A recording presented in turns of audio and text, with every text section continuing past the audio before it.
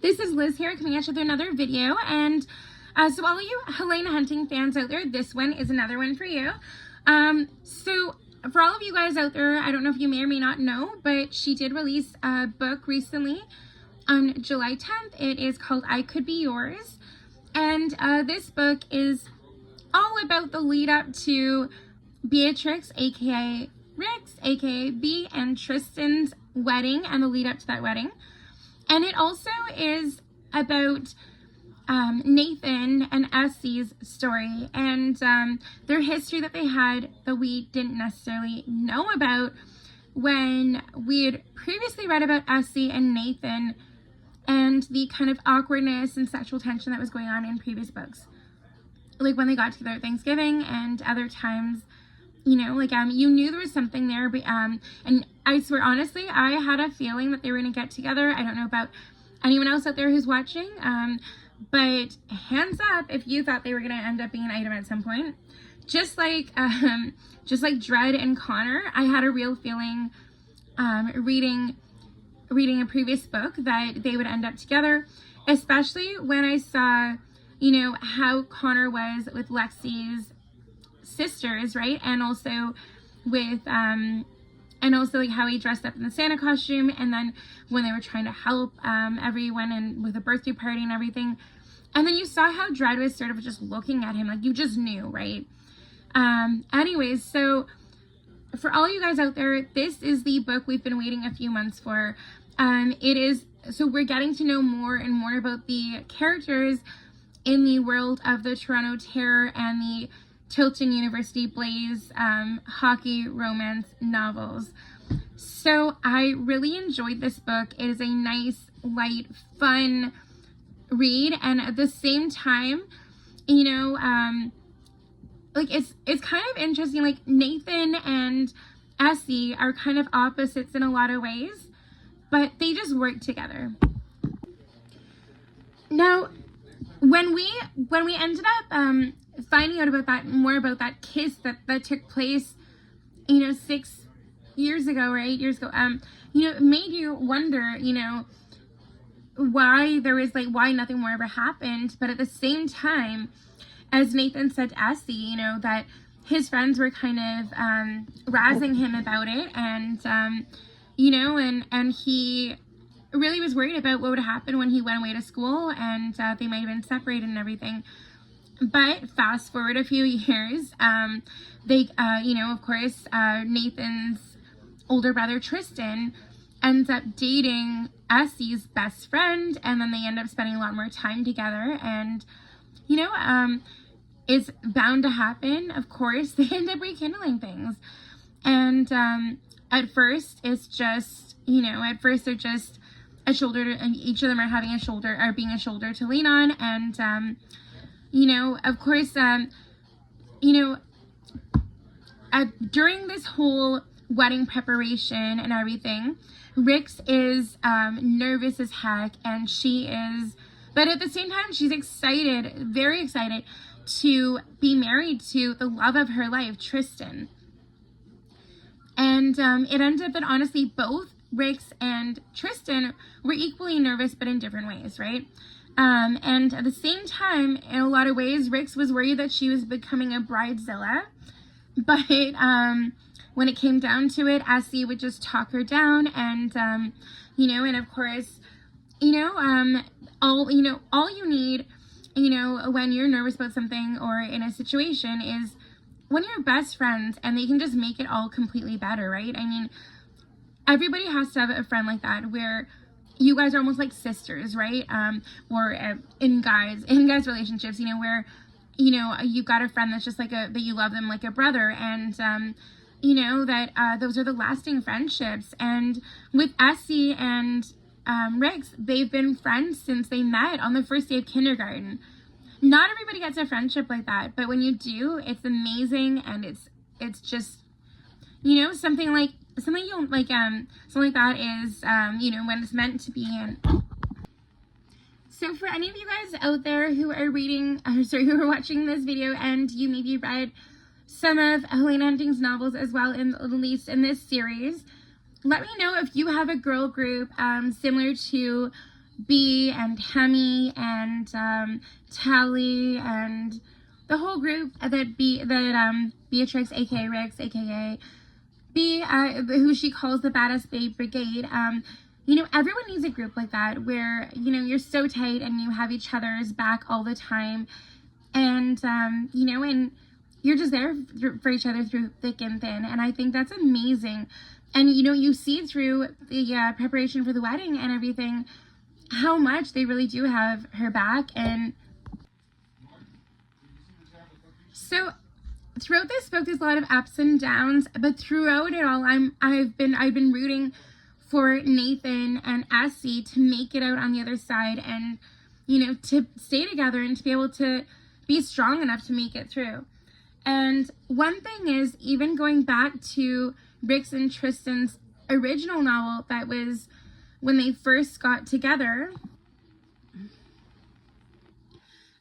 you know, like that Tristan had a kind of strained relationship with his mom, and she ended up leaving him and his brothers and his dad, just up and leaving, and you know, just trying to abandon responsibilities that she had. And they very seldom heard from her. But as time went on, you know, at first they would hear from them more frequently and more frequently. But then, you know, and at the beginning it was really frequent. And then as time went on, they end up hearing from her less and less. And a lot of the times, the only time they would hear from her would be at Christmas time and a Christmas card.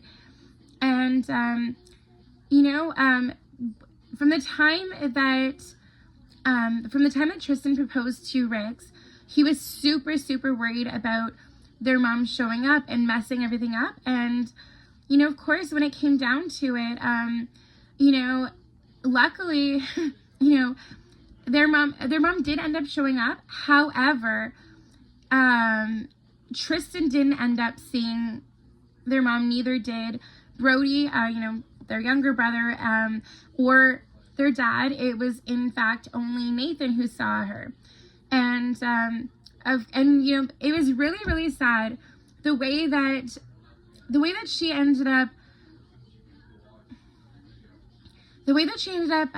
handling things with that situation, where, you know, she tried to show up there saying that she came to the wedding because her son was getting married and that she truly loved her son and she wanted to be there for him on his special day. However, when it came down to it, there was actually a price for their relationship. And so Connor, who is one of Tristan and Flip's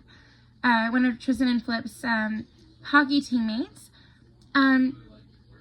he ended up buying out their mom so that she would stay out of their lives and not give them any more trouble.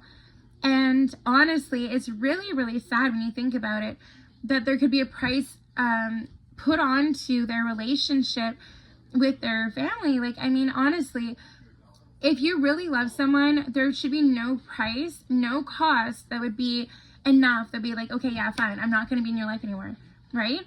And yeah, and and when it came down to it, though, Nathan even said right to Essie, I'm really glad it was me and not Brody or not Nathan, sorry, not Tristan, I should say. Yeah, so, but throughout it all, through all the ups and downs, everything that happened throughout the book, Essie was leaning on Nathan, and Nathan was leaning on Essie throughout the book, and little by little, they ended up falling for each other. But when it came to the wedding night, and they were having the dances and everything, Nathan tried to profess his love to Essie, but at the same time, Essie didn't know whether to believe it was real or not, especially with how she felt, you know, all those years ago. And she thought that kiss meant nothing to him that they had all those years ago. And also she thought the kiss didn't mean anything to her. But it honestly, you know, and surprisingly, it meant a lot to both of them, but neither one of them told the other. And Essie thought that that Nathan just abandoned her, and the reason why Nathan was so jaded and felt like love maybe wasn't real is because of the relationship that he'd had, or the lack of relationship that he'd had with his mom. And you know, I mean, it just made him feel like, you know, if that one person that was supposed to love me couldn't, you know, is there something wrong with me? Is like, you know, is love real? Like, why me? Like, and when it comes down to it, really, as even his dad had said to him before, there was nothing wrong with him or with his brothers. It was nothing they ever did. It was just that their mom just wasn't ready for that type of responsibility, or maybe she never would, but she just, you know, it was too much. And, you know what I mean? Some people can handle it, and some people can grow and change and evolve throughout their lives. But then some people end up just like growing a little bit, and then all of a sudden, straight line, like they're all stagnant again by that point in time, right? And of course, Tristan had previously, before getting married to B, Tristan started doing some counseling, and he'd been trying to get his brother Nathan to get on to counseling as well, and he thought it would help him. And right when like when they were teenagers, or around the time, you know, maybe a couple years after their mom had left, you know, their dad tried to get all three boys to try to do some counseling. However, at the time, none of them wanted to actually try it or give it a fair shot. But when it came down to it, they had to be ready for it. I think a lot of things in life are that way, where, you know, you would need to actually be ready for it. And if you're not ready for it, you won't give it a fair shot, or you won't actually give it like you won't actually put as much effort into it as maybe you would when you're actually ready for it and when it's the right time. So I feel like all of us have been through something like that in our lives, where, you know, you have to have the right person in your life to make things better for you, or to, you know, make things work in general. And with some people, with the way your relationship is, like if you know, if it's all give and no take, or all take and no give, it should be give and take, right? And I feel like with Nathan and Essie, they really had that down to a T. Like they would give and take, and at the same time, you know, Nathan, when he professed his love to Essie, she tried to tell him that it wasn't real, that, you know, he couldn't actually love her because she just was thinking like that it couldn't be that it couldn't be like that, because especially thinking back to what happened years ago. But at the same time, with what he'd experienced with his mom coming to the resort and everything, and she felt like it was just, he was just saying that in the moment because of all the wedding magic and everything. And maybe there was a small portion that was that, but I feel like honestly, they were each other's people, and it didn't matter if it was, you know, if they were late realizing it. They're meant to be. And when you're meant to be, that's just, you know, that when you're meant to be with someone, God will find a way, and you know, where to push you two together. And I feel like with Essie and Nathan, Essie being the maid of honor and Nathan being the best man, it was God intervening as well as a bit of fate intervening, and it pushed them together a little bit more than maybe they would have been otherwise, because they had to work together so much. And you know, of course, once Nathan got back to Toronto after the trip for the wedding, you know, he tried to work on himself a bit more, and he gave Essie some time, and then he decided to reach back out, and you know, he knew he'd have to work for it, but you know, when it's meant to be, it's meant to be, right? And you know, whether it takes a little bit more time than it would have normally, you know, you just have to just get there little by little by little by little. And honestly, let me know truly if you have been through a relationship like that in your life. And as well, let me know in the comments if you read any Helena Hunting novels, or if you read another if you have another favorite author, and maybe make a suggestion, or what is on your list right now, what are you reading presently. Myself, I just finished reading I Could Be Yours, which is the title of this novel, and I also just finished reading Good Luck Charm, both by Helena Hunting. She is one of my favorite authors. So yeah, for all you Helena Hunting fans out there, or people who are just wanting to try reading her books and haven't tried any of them yet, get out there to your local store, your local Chapters, Indigo, Kohl's, or your local independent bookstore, or even, say for example, your local library. As many of her books are actually, you can actually take them out in your local library. And also, if you're in the States, maybe check out your local Barnes & Noble or your local Target. Let me know in the comments as well what you were reading right now, or if you have a favorite author, a favorite genre of novel. And yeah, also in the coming months, Helena Hunting does also have a few new books coming out, so it's very exciting. So I can't wait to see those books in the flesh, and hopefully as well I may be chosen for another arc.